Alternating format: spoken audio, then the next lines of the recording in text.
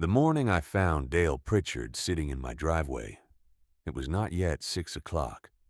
July 9th, 2012. A Monday. The kind of morning where the air already feels used up before the sun clears the tree line, and you know before your boots hit the porch boards that the day is going to cost you something. He was sitting in his truck with the engine off, just sitting there, hands on the wheel, staring at the pump house like a man staring at a courthouse door. I watched him from the kitchen window for a minute before I went out. Poured my coffee first, not because I didn't care, I did, but because whatever he had come to say was going to require me to be steady. And I could tell already it was the kind of news that changes things. Dale was 38 that summer, farmed the 240 acres east of my property line, the old Hessler ground that his father-in-law had signed over to him and Karen when they married in 1999. Good bottomland along the creek, decent clay loam on the upper third. He'd put in a new well in 2004, drilled by Consolidated Boring out of Fort Wayne, Indiana, a 6-inch casing, submersible pump, the whole modern arrangement. Cost him $11,000, and he'd talked about it like it was a cathedral. That well had gone dry 11 days earlier. He wasn't the only one. The summer of 2012 was the worst drought in Hardin County since 1988, and some said since the 1950s. The corn was burning in the field by the 4th of July. The creek behind my barn dropped so low you could see the limestone shelf it had been running over for 100 years. 3 other operations in our township had lost wells that June and July.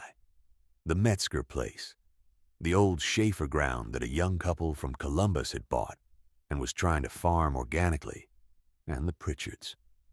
Dale got out of the truck when he saw me come through the screen door. He didn't say good morning.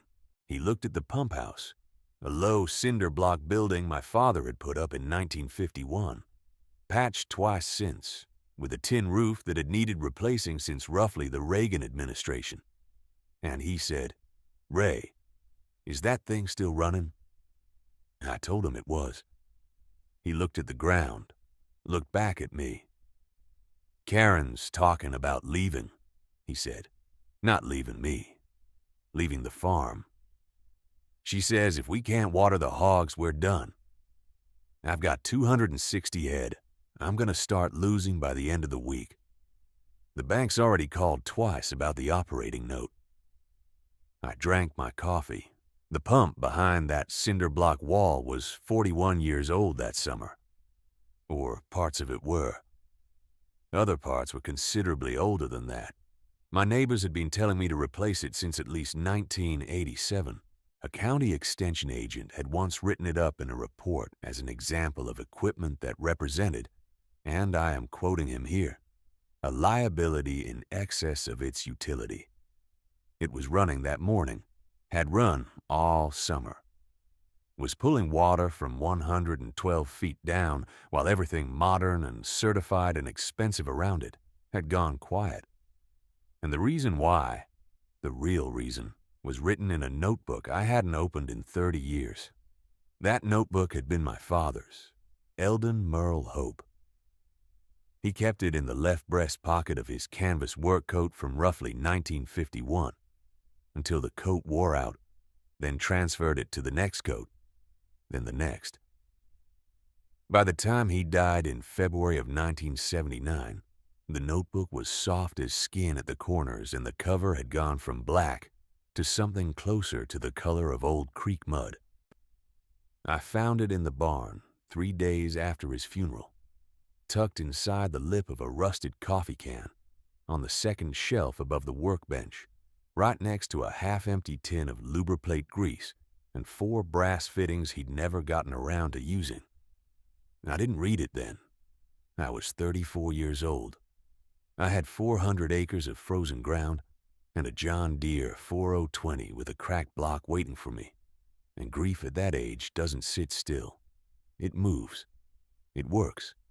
It goes out to the barn at 6 in the morning because there is nothing else to do with itself. I put the notebook in my coat pocket and it migrated the way things do. Coat to truck glove box. Truck glove box to the wooden crate in the cellar that I called my filing system, and my wife, Eleanor, called an embarrassment to the county. Somewhere in there it stopped being something I'd meant to read and became something I'd simply always had. The pump was my father's project. He'd put the original Gould centrifugal down in 1949, pulled water from the same aquifer I was drawing from in 2012. When a seal failed in 1953, he replaced it with a seal from a different manufacturer because the original was back-ordered 6 weeks and he had cattle.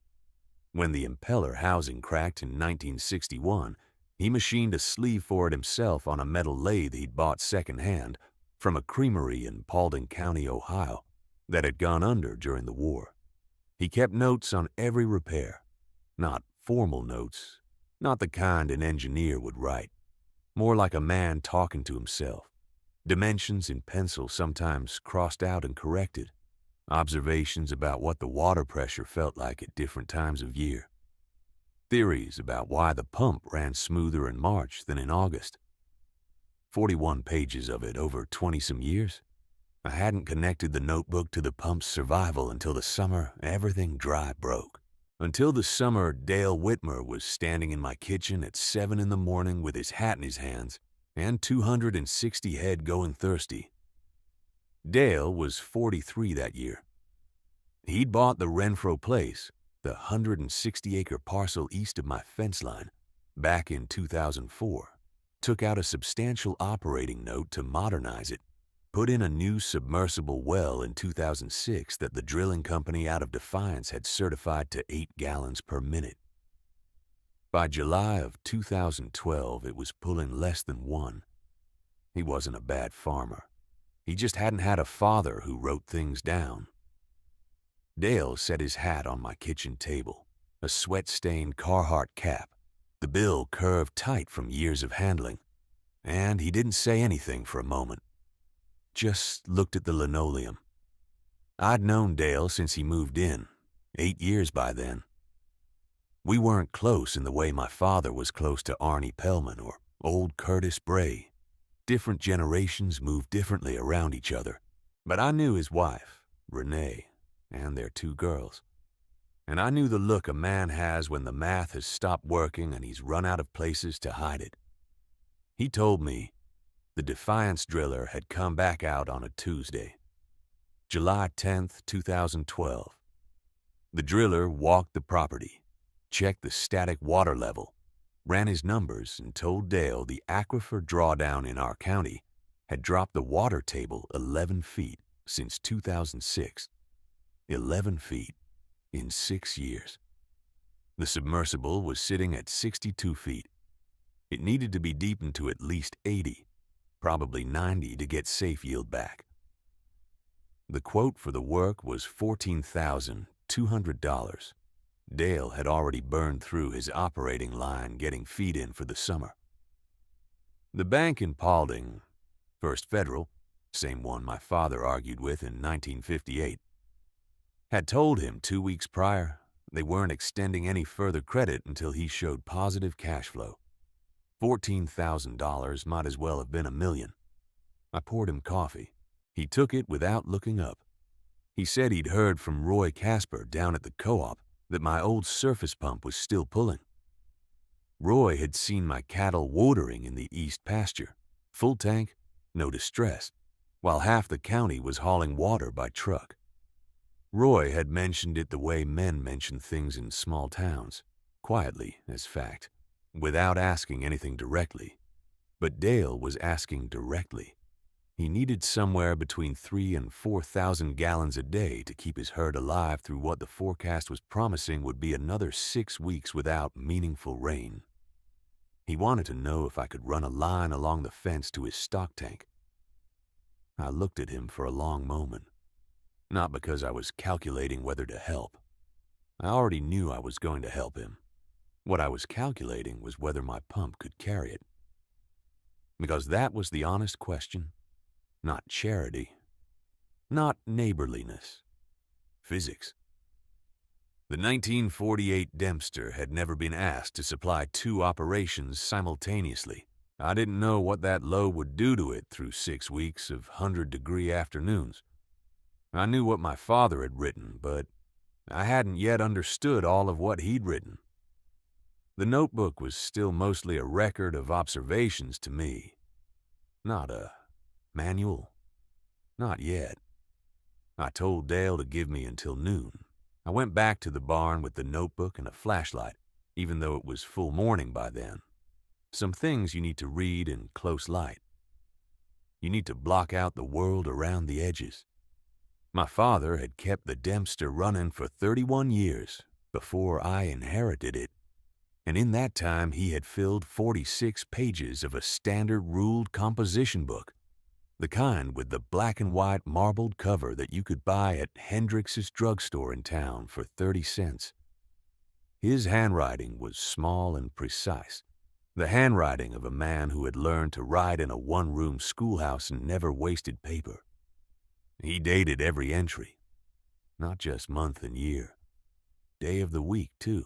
Thursday, August 14th, 1958. Monday, June 3rd, 1963.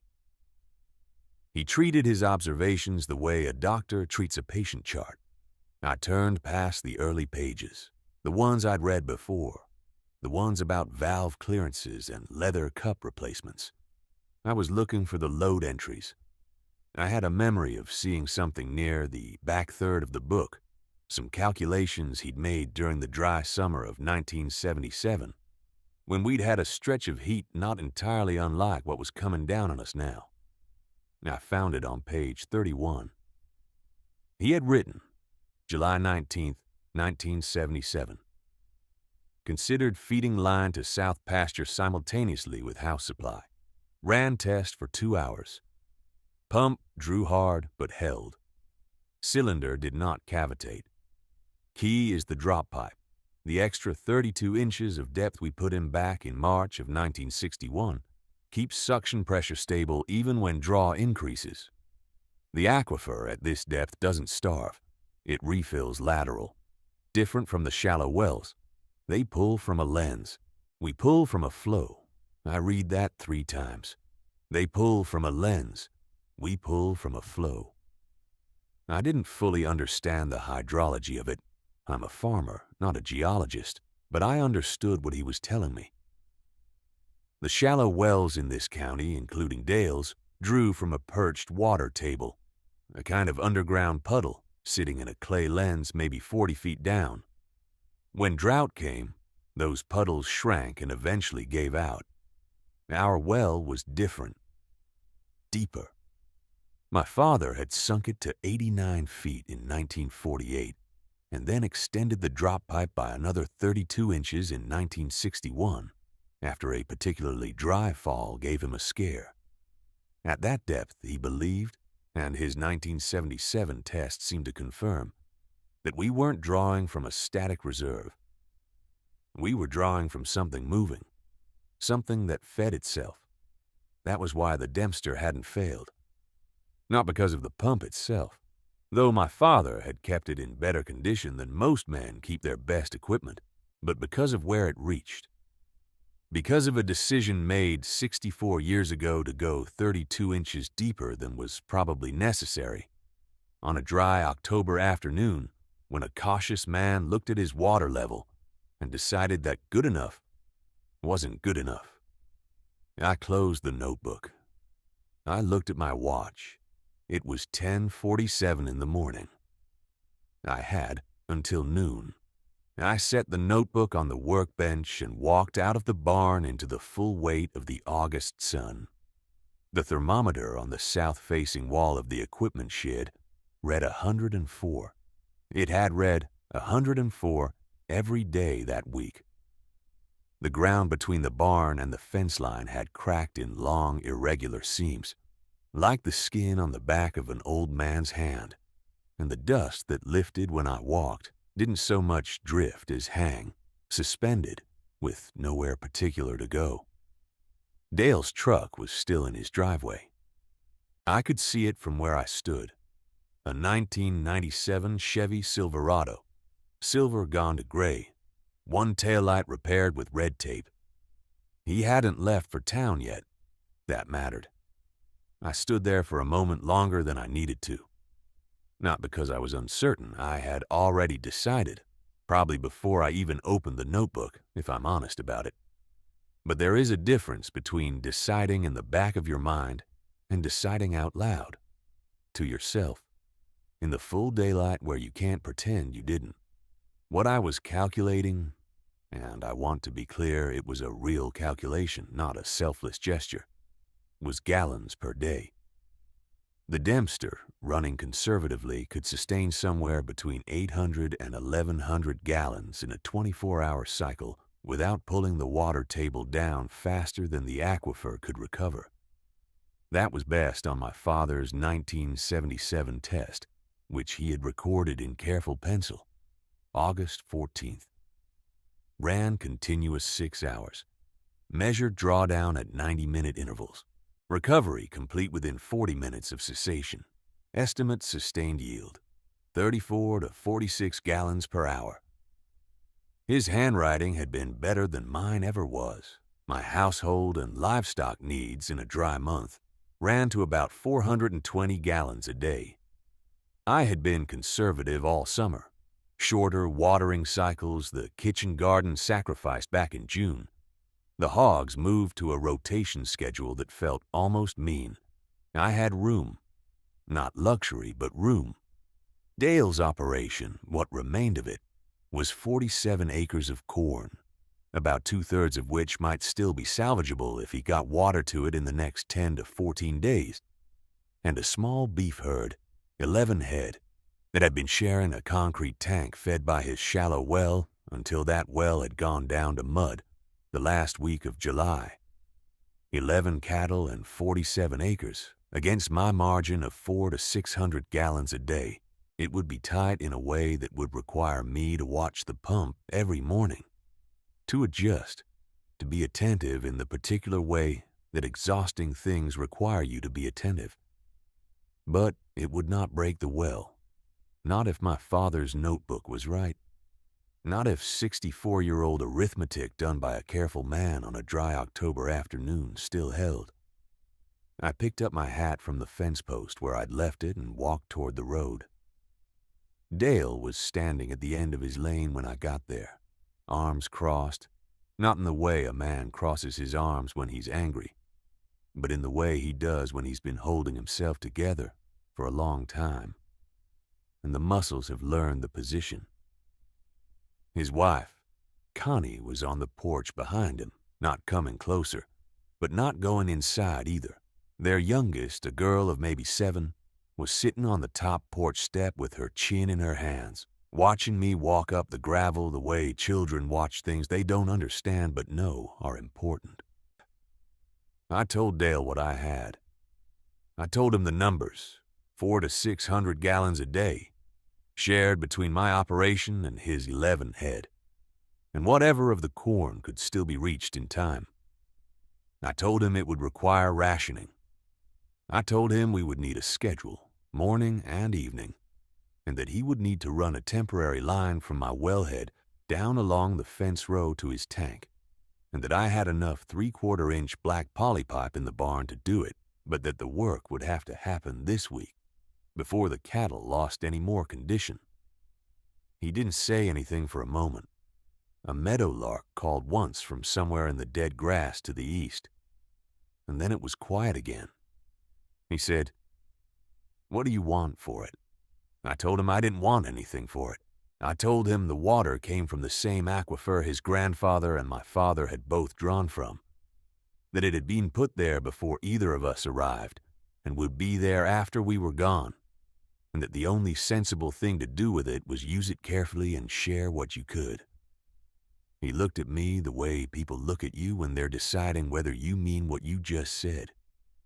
I said, "Dale, your father helped my father re-roof this barn in 1959, when my father couldn't afford to pay anyone. I know this because my father wrote it down. He wrote down the date, the number of bundles of shingles, your father's name, and the fact that he refused to take a cent. My father underlined that last part. He underlined it and put 2 asterisks beside it, which was his way of marking something he considered worth remembering. Dale's jaw moved once, like he was going to say something, and then he didn't. I said, "Get your pipe fittings together and come over in the morning. We'll lay the line before it gets hot." He nodded. That was all. A single nod, the kind that cost something. I turned and walked back up the road toward my place. The evening was coming in low and orange from the west, and the air had that scorched dust smell that had been sitting over everything since June. My pump was still running. I could hear it faintly from the road, its old irregular rhythm, that slight hesitation on every 4th stroke that had been there since 1987, and that I had long since stopped trying to correct, because correcting it seemed to make things worse. That hesitation on the 4th stroke, I'd been hearing it so long, it had become part of how I understood the pump was working. The way your own heartbeat disappears from your awareness until something goes wrong. I got home, washed my hands at the yard spigot, and stood on the porch for a few minutes listening to it.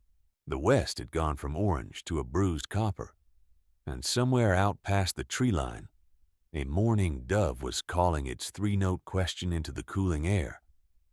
I went inside and ate cold cornbread standing over the sink, the way I'd been doing since Eleanor died. Not because I was in a hurry, just because sitting at the table alone with a plate in front of me still felt like a thing that required permission I hadn't yet granted myself. The notebook was still on the kitchen table where I'd left it after showing Dale. I sat down with it after I ate and turned back to the pages I knew best, the middle section, where my father had switched from ink to pencil sometime around 1958, and the handwriting had gotten smaller, more compressed, like he was trying to fit more years onto fewer pages. He'd written about the pump in 6 or 7 separate entries, not all of them dated. One that I kept returning to said only, "The leather cup must breathe, or it will harden, and then nothing you do at the surface matters." He had underlined breathe once, lightly. I hadn't understood that line for years. I'd read it as some kind of folk wisdom abstraction, the sort of thing old men wrote when they were being more poetic than practical. But in the summer of 1991, when the cup cracked for the 2nd time in 4 years, and I pulled the whole assembly again, I finally understood what he meant. The leather needed a trace of moisture around it, not wet, not soaked, just present. The way a wooden door frame needs a certain humidity to keep from seizing in its casement.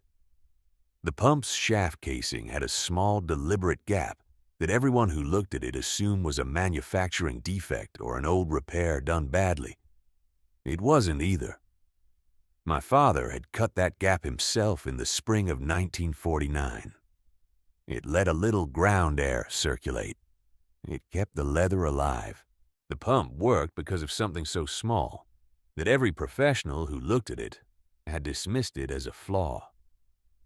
I closed the notebook. Outside, the copper had faded to a deep gray blue, and the first stars were coming in over the barn. I could still hear the pump, that 4-stroke rhythm, patient and slightly imperfect, doing exactly what it had been doing since before I was old enough to reach the handle. Dale would come in the morning with his pipe fittings. We'd run the line down along the east fence, through the low corner where the ground was still soft enough to dig without a machine. It was maybe 220 feet, I figured. 2 hours of work before the heat settled in.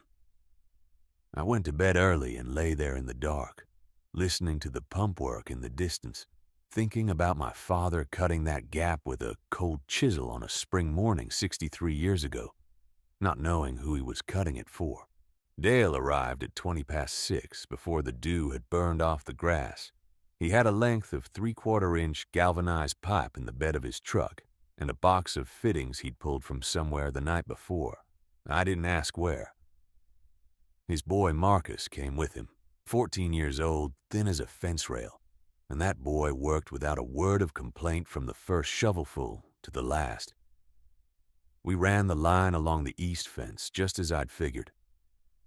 The ground in the low corner was soft and cooperative, the way ground sometimes is when it seems to understand what you're doing.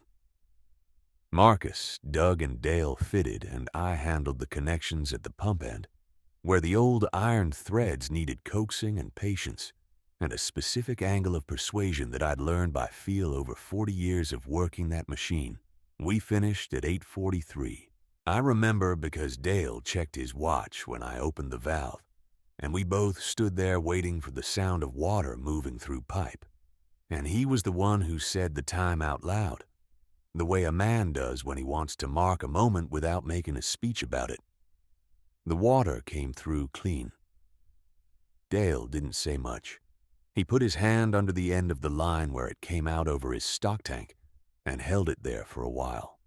And I could see something working in his face that he wasn't going to let turn into words, which was fine. Some things don't need words. Marcus looked at his father's hand in the water and then looked at me, and I just nodded at him and he nodded back.